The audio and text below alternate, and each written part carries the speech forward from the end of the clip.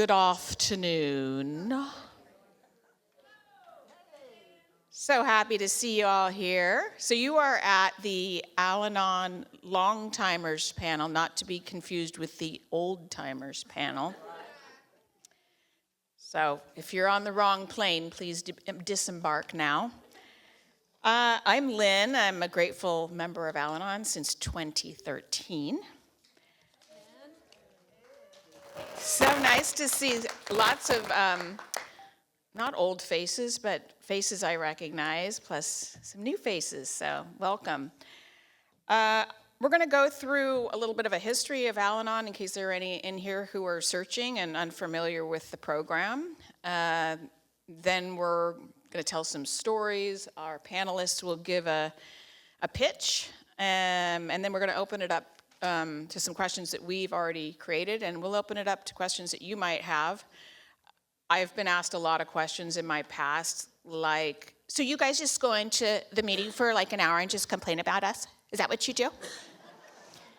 And so, no question is off the table here. So if you're wondering and you're not sure, please, I think the best thing to do is just to say your question, and then I'll repeat it here because it's a bit tenuous to get up here. So Al-Anon was founded in 1951, 16 years after AA, by Ann B. and Lois W. And before that, the family members would just to get together, like, hey, girl, you want to come over for coffee? Like, let's talk this thing out. And so Bill Wilson thought, you know what, Lois, I think you're the gal to just get this whole movement going. And so we're experiencing that now. And Al-Anon, of course, runs very close to AA with very few exceptions. We've adopted the 12 steps. For instance, we changed the word alcoholics in the 12 step to others. We tried to carry this message to others, and others includes family, friends, anyone struggling with the family disease of alcoholism. Everyone's affected, not just the alcoholic. And then Al-Anon was begun in Pasadena, 1956, by a 17-year-old young man named Robert. And Robert and some of his friends were attending meetings with their moms, and they were just, feeling like teenagers do. These words are not our words, these women are. We have our own thoughts. So he and 5 of his friends began Al-Anon way back when. So I had a friend, cute couple. She and her husband would go to bed every night. They'd go upstairs, and they'd be in the bed, and she'd say, Did you lock the front door? Yes, I locked the front. Did you lock the side door? What about the side door? I locked the side door. Did you turn on the alarm? The alarm is on. What about the garage? You forgot to close the garage. The garage is closed. All is well. And this went on for 10 years, and one night she heard a noise, and clearly somebody was in the house. And of course, her husband is sleeping and doesn't alert to this. So she's waking him up. Someone's in the house. You've got to get downstairs. He's like, there's no one in the house. And sure enough, he hears the noise. He goes downstairs, and someone is robbing them. And he's like, yo, dude, where have you been? My wife's been waiting for you for 10 years.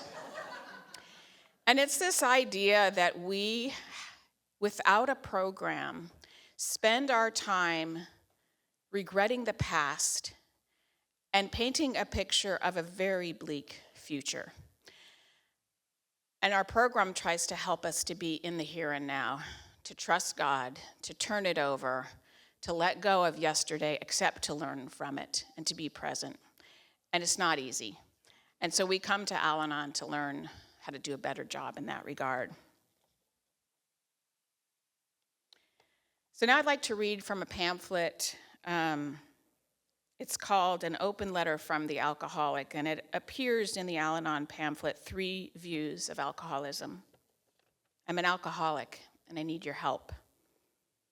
Don't lecture, blame, or scold me. You wouldn't be angry with me for having cancer or diabetes. Alcoholism is a disease too. Don't pour my liquor down the sink. It's just a waste because I can find other ways of getting more. Don't let me provoke your anger. If you attack me verbally or physically, you'll confirm the bad opinion that I have about myself. I hate myself already. Don't let your love and anxiety for me lead you into doing what I ought to do for myself. If you assume my responsibilities, you show me you have no faith in me, and you'll assist me in bolstering my defect. My sense of guilt will increase, and you'll likely feel resentful. Don't accept my promises. I'll promise anything to get off the hook, but the nature of my illness prevents me from keeping my promises, even though I mean them at the time. Don't make empty threats. Once you've made a decision, stick to it.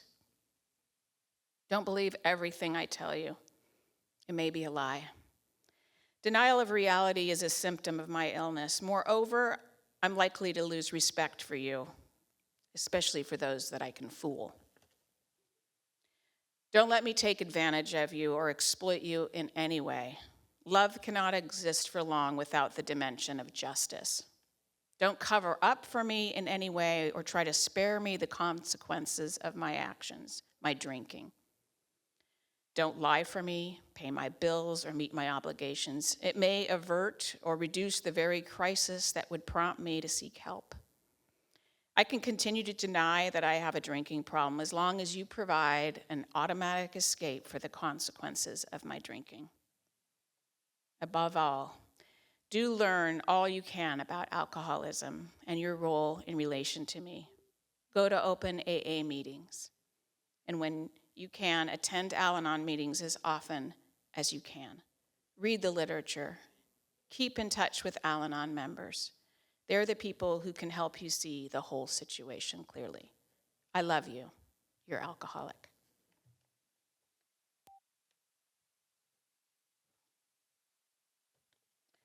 All right, so now we are going to have our panelists quickly give a 3-minute where I was, what happened, and where I am now. I'll start with myself, and just 3 minutes, ladies and gentlemen. So I was the granddaughter of an alcoholic, the daughter of an alcoholic, the wife of an alcoholic. It just kind of was everywhere. And those alcoholics were actually very beloved to me. And it was my mom and her experience with her father as an alcoholic, she wasn't an alcoholic herself, that caused the majority of my problems. Yes, the alcoholic, also that situation. But I learned a lot of ways of dealing with people, bosses, friends, family, situations. I learned how to solve everyone else's problems but my own. And it was very destructive, not only to the people around me, but to myself. It caused me to have this great hatred for myself and not really see who I was, not appreciate the beauty of me, and even appreciate the poor things about me. And I came into Al-Anon because someone said, when I was getting a divorce, you need to go to Al-Anon. And I was like, excuse me? I'm not the one, you know. And then they said, you should probably go to 6 meetings a week, like maybe twice a day. And somebody else said it, and someone else said it. And finally I came into these rooms, and I heard I didn't cause it, I can't cure it, and I can't control it. And I was able to put that bag of rocks down that I had been carrying for many years and live a life of serenity and accept myself, warts and all. And that's my story. So we'll start with Scott.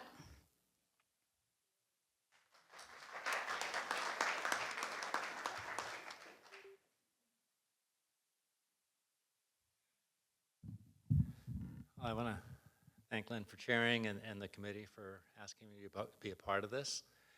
And I do want to say that I don't speak for Al-Anon. I only have my own experience, strength, and hope.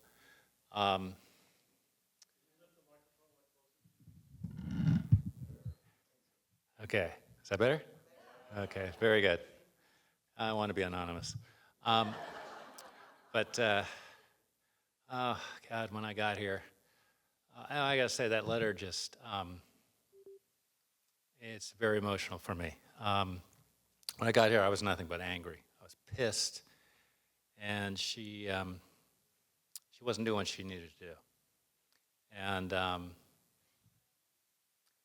through the rehab, it was suggested that I might find some help in Al-Anon. Like anybody, I'm like, what the fuck? Like, this is her problem, and I didn't do anything. And she relapsed a couple days out.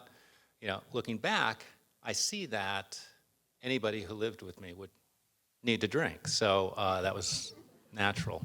But I figured I missed something, and so I started to go to meetings, hung out in AA meetings a lot for the first 6 months, and I want to say that had I not received that wonderful, warm welcome in those AA meetings, I might not have found my way to Al-Anon. And so thank you. And I will say, you know, Lynn noted the 3 C's. Didn't cause it, can't control it, can't cure it, but there's a 4th C. Changed attitudes aid recovery. And that was true in my family. Recovery in the family did not come in through the alcoholic. Part of her story that she lets me share is that she saw something change in me before I saw anything. And she felt us pulling apart. And, you know, I wasn't controlling her, manipulating. And after some time, she found her own way into recovery. And I will say that it's been some 1 days at a time. And we have a relationship, a life that I didn't know was possible before recovery. So I am forever grateful to the programs of AA and Al-Anon for not only saving my family, but helping us to thrive. Thanks.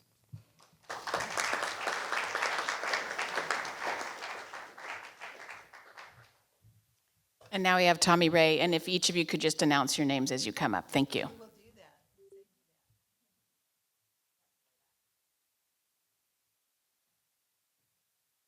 Has to go down a little bit. I'm shrinking. Hi, I'm Tommy Ray. And I've been lucky enough to be in Al-Anon now for 24 years. And I found my way to Al-Anon because my child came in and took a handful of psych meds and said she wanted to die. So I went to the ER, and they admitted her on a 5150. And this was almost 10 years after her first rehab. So it was, but I had never heard about Al-Anon. In all the times that I had been going through that, I had never heard of Al-Anon. But that next day, I had to drive to San Diego. I lived in Orange County. And I ended up with a coworker that I didn't know that well. But I was such a mess, I couldn't keep my mouth shut. So, because I normally didn't share about stuff like that. But it turned out she knew Al-Anon. And so she encouraged me. And then other people started. It was kind of like that, the guy that was on his roof, and God kept sending boats, and nobody, and you didn't get in because it wasn't the right one, or you weren't sure that that was going to work. But I came in my knees, and as it turned out, I ended up with a situation where I could take a little time from my job, which was because they were getting ready. My program was ending, and I was starting a new job in 3 months. And so I could go every morning at 7 o'clock and to this one meeting to start my day with one day at a time and courage to change. And I will never quit coming because my life is full of people that I don't have to hide secrets from, and that I have the most incredible relationships with. And I'm such a much better person because I'm not nearly as reactive, upset, and I've learned how to do it one day at a time. So thanks for being here, you guys.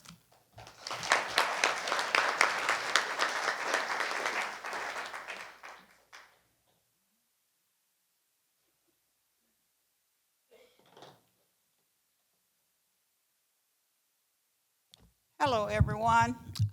My name is Frances. Hi, Frances. A privilege to be here, a privilege to share. Well, my story starts many, many years ago. I was born into sharecropping community in a little town called Pine Flat, Alabama, about 50 miles from the big capital, Montgomery, Alabama. Born into a family of alcoholism, born into a family of compulsive gambler. My mother was the alcoholic and my father was a gambler. Therefore, I have been affected in many, many ways. So during that time of sharecropping, I was abused in many ways as well. So I discovered Al-Anon first. And that was a 12-step program for the spouses and family of Gamblers Anonymous. I learned about that program through a newspaper article after being in a marriage for 10 or 12 years, and I was just out of my mind with moving, donning notices, foreclosure notices, you name it. And so I was in pain, much pain. So when I read that article, and this lady was asking for help for her husband, and I believe this was in Ann Lander's article, and she referred him to Al-Anon. Her to Al-Anon. And so I was living in Vallejo, California at that time, and I went to a Al-Anon meeting, and that's when I discovered a 12-step way of life. Then I said to myself, knowing I was going to be moving back to Santa Barbara eventually, when I came back to Santa Barbara, I started Al-Anon meeting. And it didn't last too long, maybe 6 months or so, and then it tapered off. And then along the way, I discovered Al-Anon. I may have discovered it from a lecture somewhere, but anyways, it's more important is that I discovered it. And the old-timers look calm, relaxed, accepting, and I thought, I want what those ladies have. And I went through every way to get recovery, and that's when it all started. And then, lo and behold, I found my way living in Oxnard, California, working for Child Protective Services, and that's when my recovery really grew because I went to ACA as well, adult children from dysfunctional family, or adult children from alcoholism. So I went to that program, back and forth, that program versus Al-Anon. And then eventually I ended up going to Al-Anon because it was so simple. You know, the simple things are the more you can grasp them. So I ended up going to Al-Anon, and I stayed, and I stayed, and I stayed, and I've been going to a 12-step program since 82, 83, and it's been a very long time. Now, all I can say is the program takes care of me. I can be riding around looking for a parking space, and lower space open up. I can be struggling, then all of a sudden an answer comes. I can't explain to you what it is, but I know it works. I am grateful for breathing right now. I am grateful that my kids are not in jail. My grandkids are not in jail. I am grateful for the smallest thing. And I would like to always make that heart-to-heart connection. I see beyond the outside of a person. I see the inside of a person. I always try to be in an accepting place because that's what freedom is all about, is accepting people, places, and things. So thank you so much.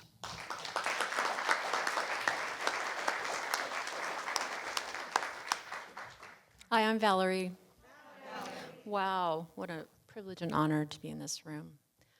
I crawled into Al-Anon in my 20s. The problem was my husband. I wanted it to be a drive-through. Just let's get rid of that problem, and I'll just keep driving. And I really thought that the problem was out there.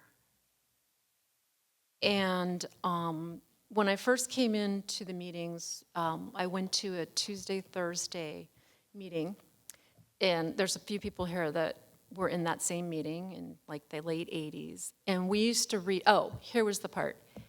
We would walk by the AAs who were meeting upstairs, and they were laughing and having fun. And our meeting was in the basement, and I was like, what is wrong with this picture? These people are so fun, and I'm so serious, and I'm so angry, and I have so much pain, and blah, blah. Well, we used to read something called Understanding Ourselves. I think some meetings still read it. And boy, I could really relate to that. I was this person who was very arrogant, self-righteous, and smug, and I really thought the problem was out there. And I just kept coming back. I didn't talk for, I don't know, 6 months. I just couldn't. It was like listening to a foreign language. The phrases, the euphemisms, the just foreign concepts. And what was happening was that I was getting out of my head, and my heart, like Fort Knox, was slowly cracking open. And I got a sponsor, and I realized that was the first female I ever trusted in my life. The reason I was arrogant, self-righteous, and smug was because it was never safe. It was never safe with the daughter of an alcoholic growing up or a sister who had mental illness, undiagnosed. So I didn't know what an alcoholic was when I came in. I didn't know what the family disease was. I had no idea how to connect any of those dots. But I do know that I learned to be loved and to love and to take all of those things out into the real world. And any positive thing that's ever come my way, any compliment, any achievement, has been because of these rooms and the 12 steps. And that's why I keep coming back. Thanks.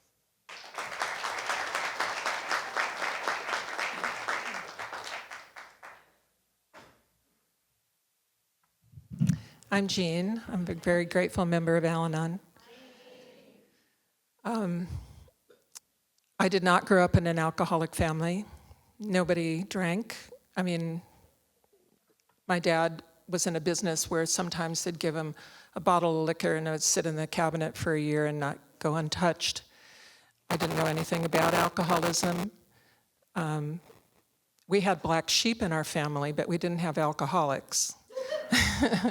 So I knew nothing about alcohol. I met my husband when we were both 15 and 16. I knew him before he ever had a drink. He was an Eagle Scout, a student, scholarship winner, brilliant man. Knew nothing about alcoholism. I grew up trying to make my mother happy. My mother had a lot of damage from her own childhood. She had migraines, and she was a raging person. So if mom was happy, everybody was happy. So I learned all of my best codependent behaviors trying to keep my mom happy. In 1987, she died suddenly, unhappy. So I had lost my mom and failed at my self-appointed job. In August of 1987, I had 3 teenage kids, and all 3 of them started getting in trouble around alcohol and drinking and driving and rolling cars, as I like to say.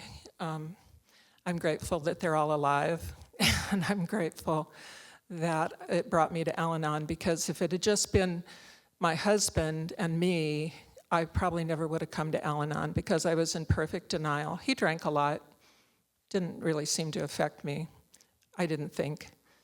because I was in perfect denial. So I got here. It was actually a probation officer. I had to go because my daughter had gotten a drunk driving arrest. I had to go to probation. The probation officer suggested I go to Al-Anon. I quickly dismissed that idea. No, I'm not going to Al-Anon. And then, it's a long story, I won't go into it, but an alcoholism counselor was the next person to told me to go to Al-Anon. And for some reason, I believed him. And, he told me to stop grounding my kids because they were making adult decisions and had to take adult consequences. So I felt like I'd been kicked in the stomach. So I went to Al-Anon in terror because I knew if I stopped grounding them, they would be dead within a month. And what Al-Anon has taught me over the years was to get out of the way. I would always insert myself between my loved one and their consequences, or try to prevent something bad from happening to them. And I had to learn to stop doing that and allow them to take their own consequences. That was in 1987, and I've been here ever since. I claim my seat. I belong here today as much as I did when I walked in the room in 1987. I am a sick puppy. I remember a couple years into recovery, went to a therapist for couples therapy after my husband got sober. And the therapist said, well, I need to work with you first. And he was right. And without my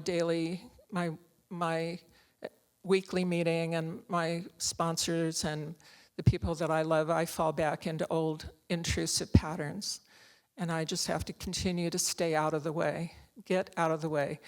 My husband got sober when I got out of the way. My daughter got sober when I got out of the way. My son got sober when I got out of the way. And my other daughter got to Al-Anon. I don't know how. Gratefully, thank you.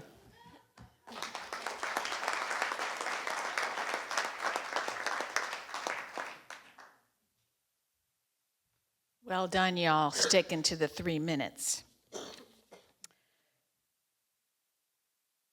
All right, so we have 5 questions here that I'm going to start with. And for our panelists, if you would like to answer, please come up and keep your answer to 2 to 3 minutes, if you would. What's your favorite slogan and why?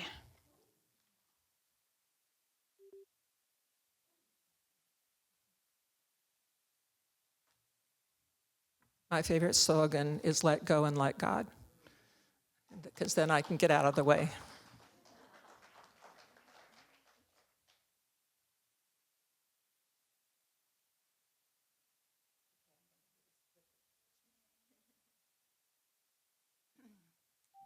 Mine is live and let live, because I had a lot of opinions of what you should be doing. And it never did me any good thinking I knew. So that's my favorite slogan, because now I have to take a breath. And I was the person who would say, you're not the boss of me. So I couldn't see that those two didn't really go together. So nobody could be more resentful than me if somebody was trying to tell me what to do. And yet, I thought I had everybody's answer. So that's my favorite.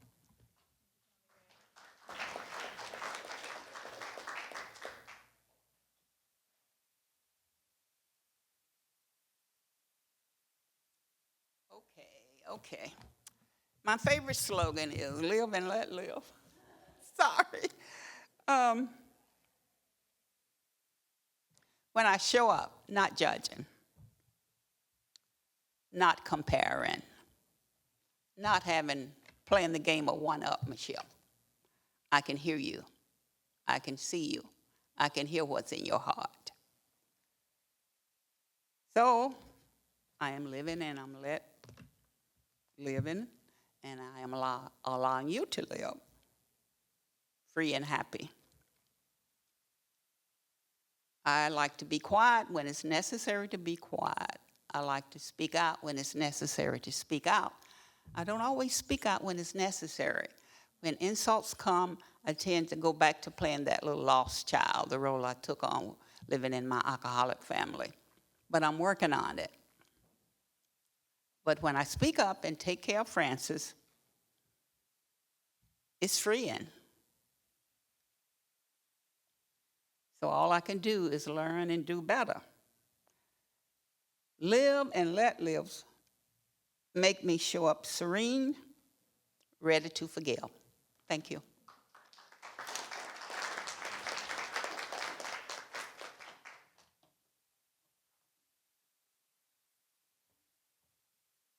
This is a hard one because I had to pick just one. I had a sponsor who used to say, more will be revealed. I feel like that is a little bit of let go and let God. It's basically, I don't have to know all the answers now. My need to control is directly proportionate to my fear. If I just surrender and turn it over to my higher power, which is step 3, I can trust that I'll know what I need to know when I need to know it. And life is a lot easier that way.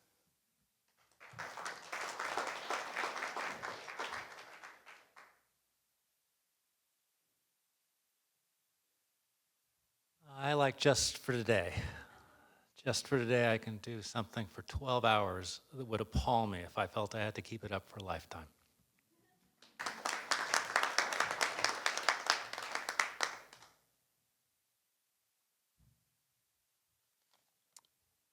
What tools of the program do you use when trials come? For example, literature, phone meeting, prayer, meditation, 12 steps, sponsor, etc.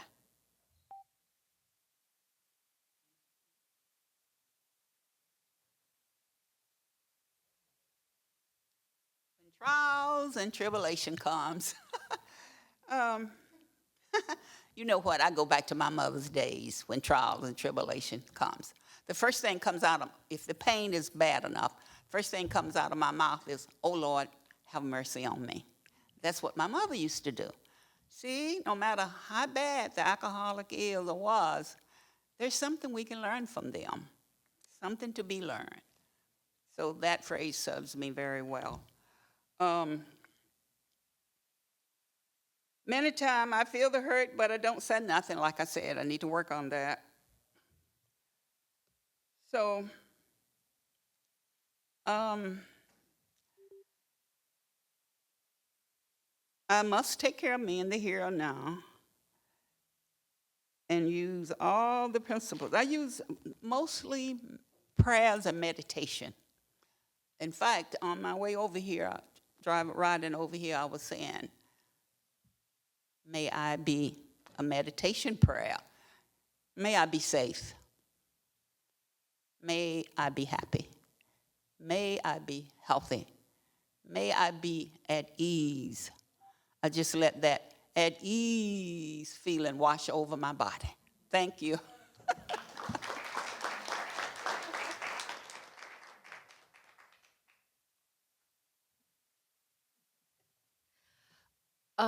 Sponsorship, probably the greatest gift, I think, of this program. I could not have gotten through some real challenges without sponsors. When things were tough, there was at least one phone call a day. There were like 3 meetings a day when things were really bad. And so I just feel like that has been the greatest gift of the program in just miraculous ways. I feel like sometimes my sponsor will say something that is the exact, like down to a detail that is just ridiculous in the challenge that my sponsor has been through and how it relates to what I'm going through. And I have found that my tribulations, my pain, the things that I went through, the things that were just so personal actually could help someone else in a tough situation. So I think I have to say, I try and use the tools of the program as appropriate, but I have to say sponsorship, hands down for me, is the game changer.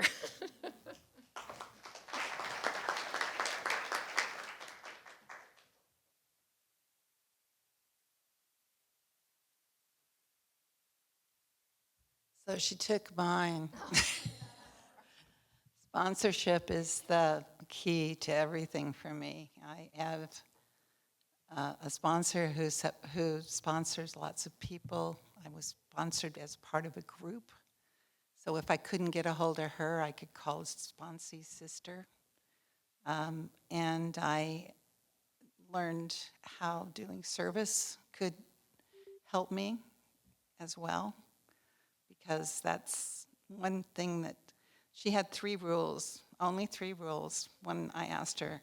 And it took her a year to decide to sponsor me. I'd been turned down 6 times, so I wasn't ready, I guess. But then she came back and told me that yes, that she had room because she was already sponsoring 7 other people.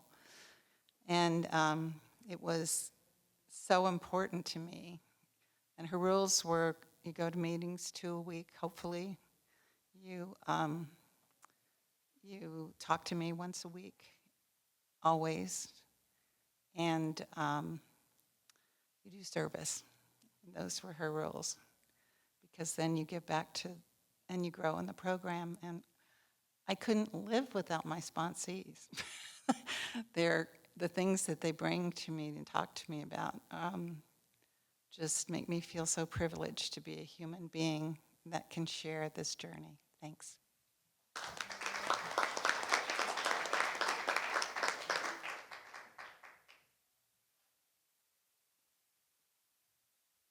I'm Jean. When things are tough, I call my sponsor. I pick up the phone. It's the very first thing I do. In March of this year, my sister had a stroke. I went up to Washington to be close to her. I needed to talk to my sponsor every night when I got home to just kind of bring me back into my body and, not just be out there in the problem constantly. My first sponsor taught me everything I know about Al-Anon, taught me how to use the index in the 1 day at a time or the courage to change and look up and find the word that described what I was going through and then read on those pages. And that was a lifesaver for me.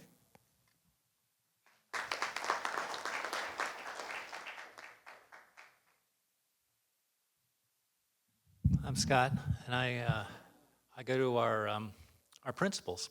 We have 36 golden principles, steps, traditions, and concepts.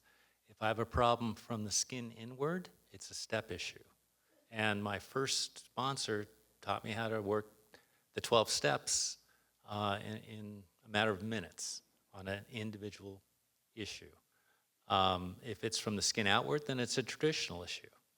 And I need to look to the traditions to guide me.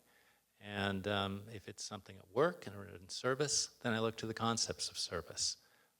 I believe that those are our principles, and everything else, all the other literature we have is simply commentary on that. My opinion. Thanks.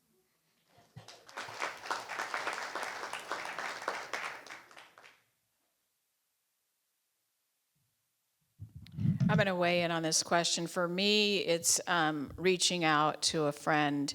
9 times out of 10, it's somebody in AA or somebody in Al-Anon, because I need to be checked. In my previous relationships, I would bring everything to the relationship, and so in the last 10 years, I'm trying to not bring all my dysfunction and garbage to the relationship and to reason things out with someone else to see if I'm, as spot on and perfect as I think I am, and have somebody, someone who's safe, not someone like, my mom that would be like, well, you're the problem.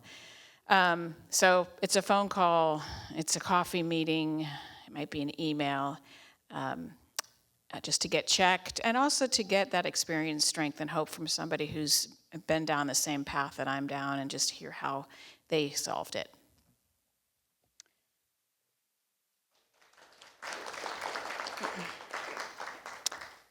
What types of service are you involved with currently, and how does service in general move your program ahead?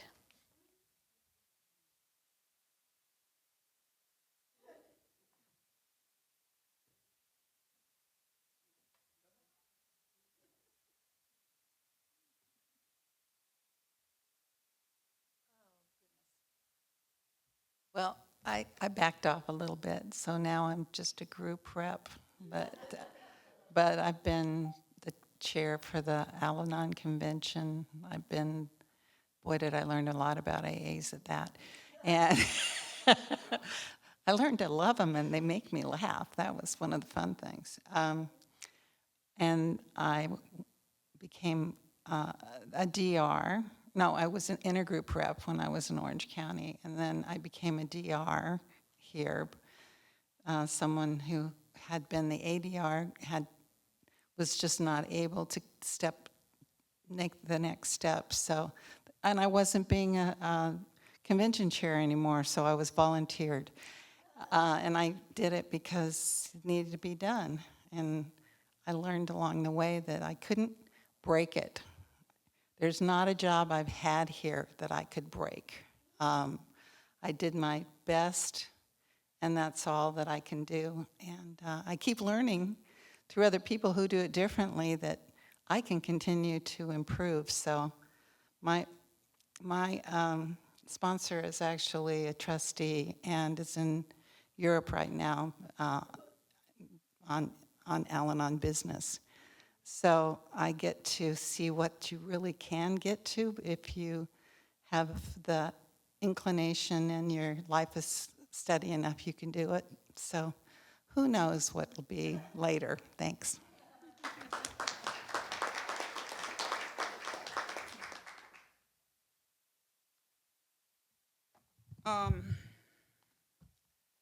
Well, I was an Al-Anon sponsor at one time, which was very, very, very nice.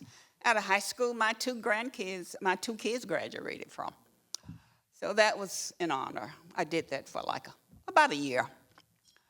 And then I helped co-create a 12-step program to we focus on a better racial relationship. So I was a co-founder of that. I helped out with that.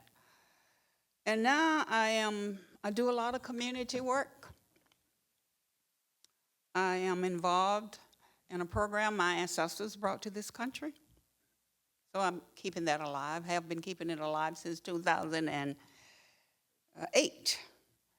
And so I'm in the process of planning something big for a special person who gave his life to this country to make this world a better place. So we're having a program to honor him coming up next year, and I'm in the process of doing that. And during my practice period, when people comes to practice, I always place principles above personalities, which I have learned through Al-Anon and so well.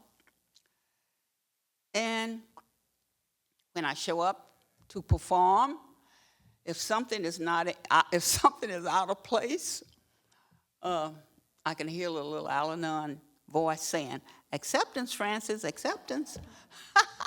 Recently, at an AWC award luncheon that I was honored, my shouters, they're not my shouters. Well, anyway, they lined up on the right, and I wanted them to line up on the left. So when I walked up to the microphone, I went blank. I don't know if anyone ever noticed it. This happened May 21st, by the way. So some of you may have been there. I walked up to the mic and went totally blank because they were lined up on the right. And then a little voice says, "Acceptance, acceptance." And the sound technician, who knows me very well, he said, "Pick up the microphone, Francis." Pick up the mic. Oh, my God. So I picked up the mic, and I went on and performed, and everything turned out well. But anyways, yeah, when this program helps me to accept what is at all time. Acceptance is the biggest word for me in this program, to tell you the truth. Thank you.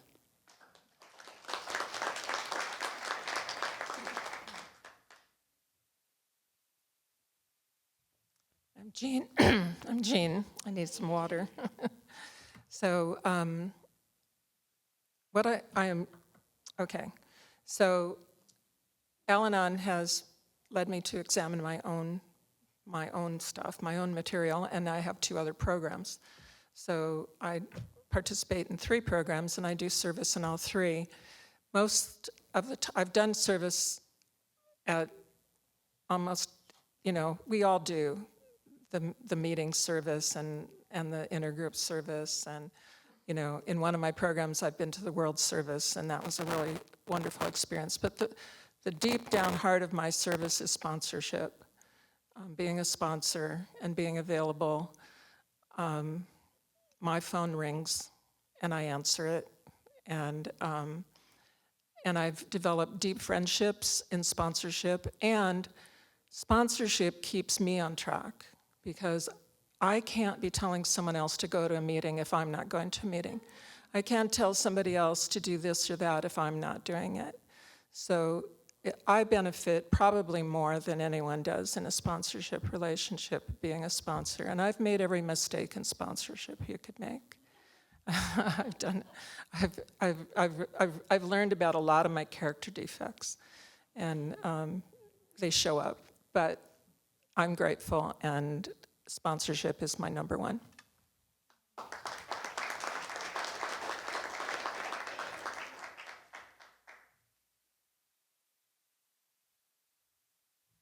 I'm Scott, and I am currently the group representative for the Tuesday night Al-Anon group. We meet City of Santa Barbara at 5:30. Little plug, shared hope. But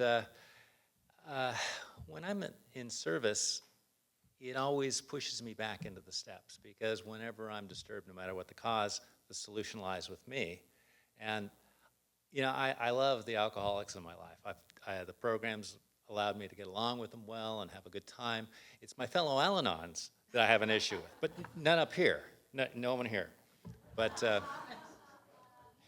right? Anyway, yeah, it seriously does. When I get disturbed about something, I got to look at myself and what steps. So, thanks.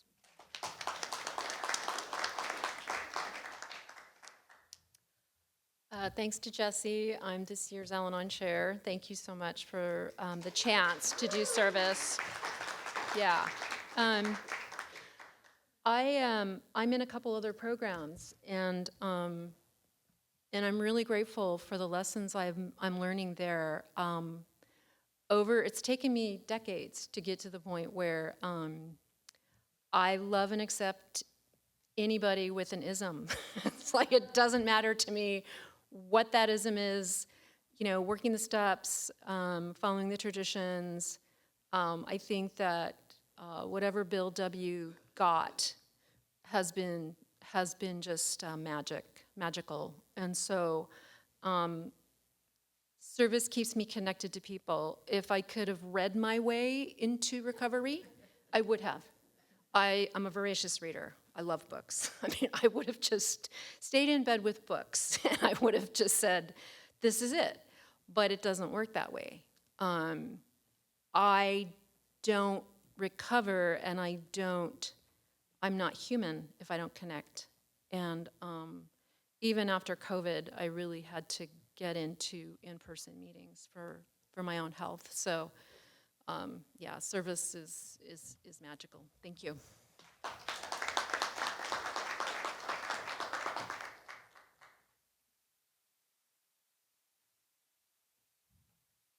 I'm reminded of that saying, being of service gets me out of self. And I think that applies to pretty much all of our programs. Thank you, panelists. Valerie mentioned books. And so if any of you have not filled out a raffle ticket, we are raffling off 5 books at the end of our meeting. So Alicia has those papers and pens if you want to see her, and you don't need to do that right now. We'll do that as soon as we're done here. All righty. When you came into Al-Anon, what was your family's reaction? Has the reaction changed since that time?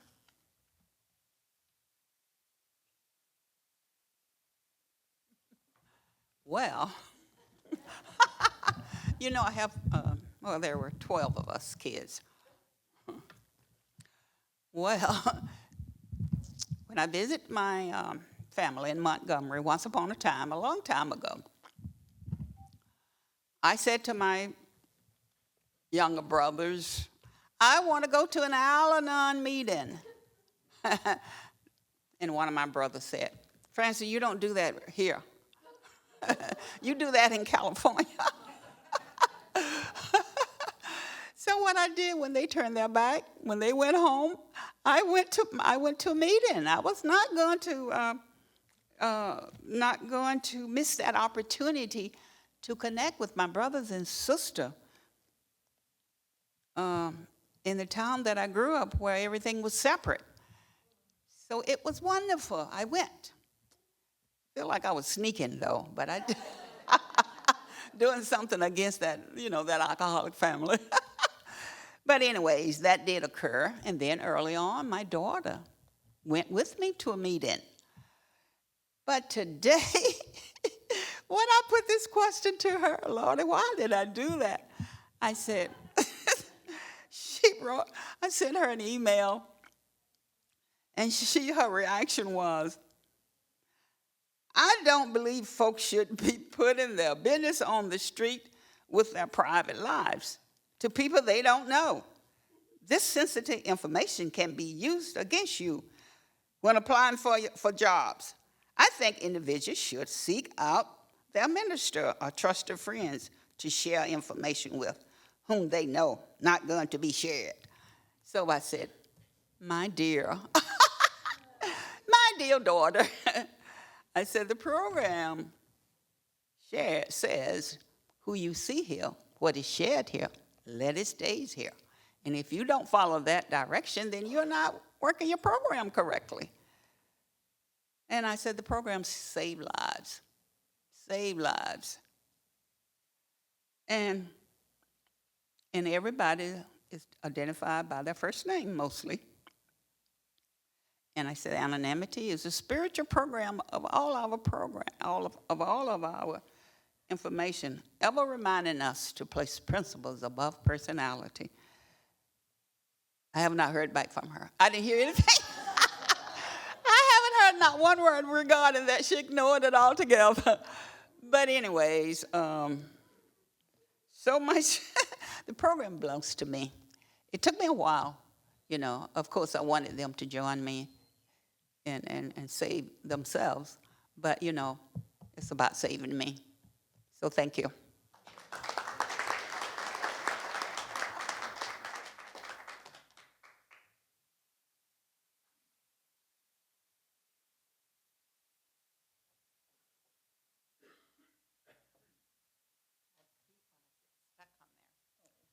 No problem. So I think for me, it's really about having grown up where you didn't talk about stuff.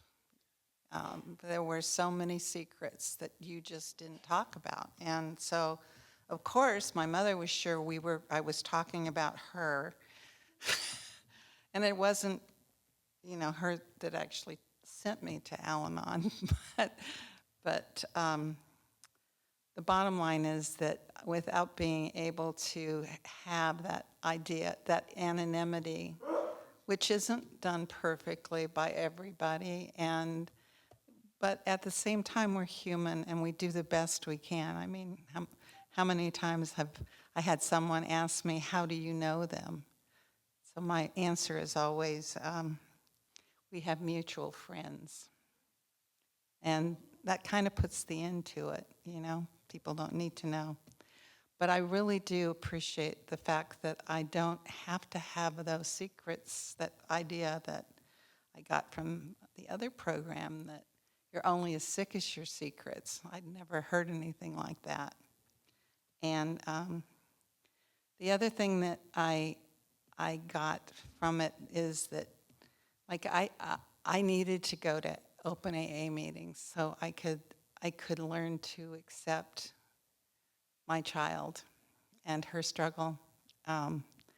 It was very reassuring that there was not a single AA that ever said that they quit drinking because their mom told them to. Nobody. So, so that helped a little bit with all that guilt I was carrying, because I was sure I was the worst mom in the world. So anyway, that was the only reaction I got for that. But I also, the fact that I quit gossiping and talking about everybody else, when I kind of instituted just for myself that talking about other people when they're not in the room was not something that made me feel good, because we were so busy judging everybody at our dinner table and making, deciding how they should be living. Thanks.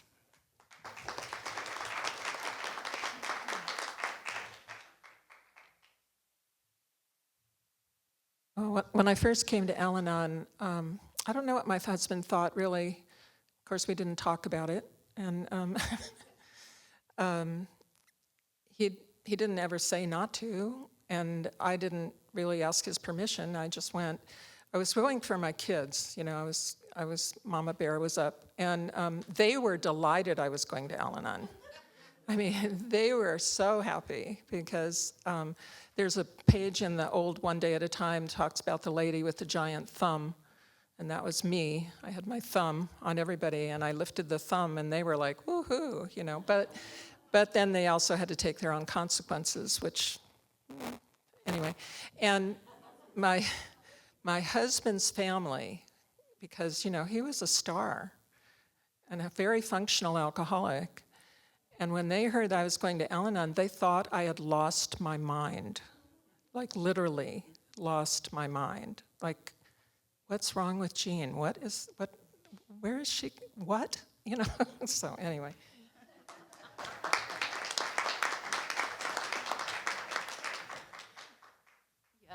Relief.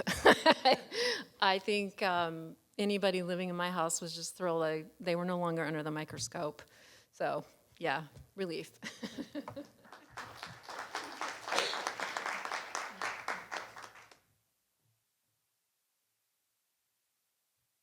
My family was relieved too. I'm Scott.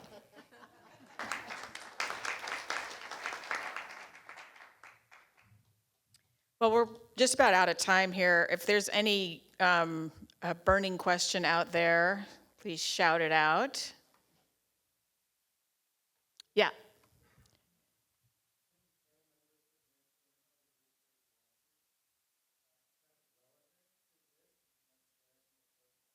Sure, and if you could just tell me, I'll just shout it out. You don't need to come up. Anyone else want to share their other affiliations? Other affiliations, other meetings that you go to? Okay, so 5 years in, I got to OA. I'm a compulsive overeater, and then 7 years after that, I got to Debtors Anonymous because I'm a compulsive spender.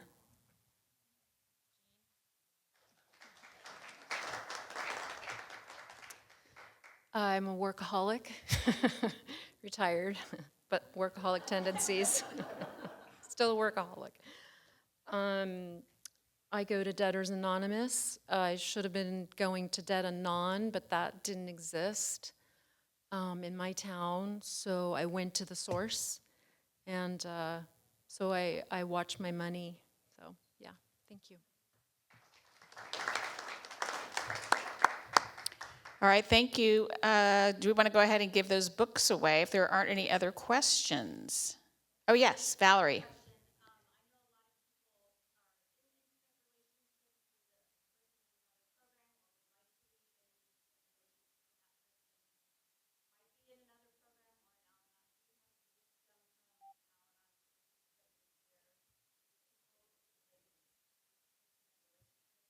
Okay, so the question is, if you're in an intimate relationship with a person in another program, such as AA or NA,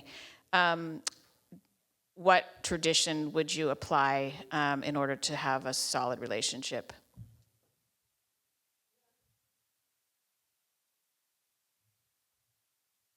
By some miracle, I'm still married to my husband. So it's been like, 58 years. We were that close to a divorce after he got sober. It was really hard after he got sober. Worst year of my life after he got sober. And we surrendered our marriage to a power greater than ourselves. We stopped working on the damn marriage, and we worked on our own programs. And my sponsor used to say, look at railroad tracks. They go down parallel, and they don't meet. Don't cross over into somebody else's program.